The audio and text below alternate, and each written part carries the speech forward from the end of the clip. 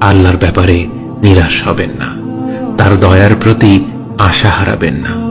যখন কোনো বান্দার জন্য দুনিয়া সংকীর্ণ হয়ে আসে, বিশেষ করে যখন আপনাকে মানুষ পরিত্যাগ করে, এবং বিশেষ করে এমন কেউ যার উপর আপনি আস্থা রাখতেন কিন্তু সে আপনাকে নিরাশ করেছে, আপনি আল্লাহর পরে তার উপরই আশা রাখতেন অথচ সে আপনাকে লাঞ্ছিত করেছে, সেই সময় জেনে রাখবেন যে আল্লাহ চাচ্ছেন আপনি তার শরণাপন্ন হন। এই পৃথিবীর সবচেয়ে সুখী মানুষ হচ্ছে সে যে আল্লাহর দিকে তার মুখ ফেরায়।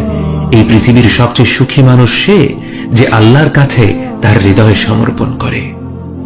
মনে রাখবেন যে আপনার একজন মালিক রয়েছেন যিনি আপনার প্রতি আপনার নিজের নফসের থেকেও দয়াবান, যিনি আপনাকে ভালোবাসেন এবং ভালোবাসেন যে আপনি তার কাছেই আশ্রয়ের জন্য ছুটে যান আর তাকেই আপনার দোয়ায় ডাকেন।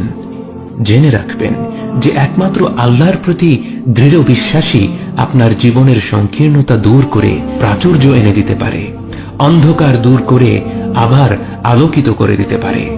আপনি জেনে রাখবেন যে আল্লাহ আপনার প্রতি আপনার নিজের থেকেও বেশি দয়াবান।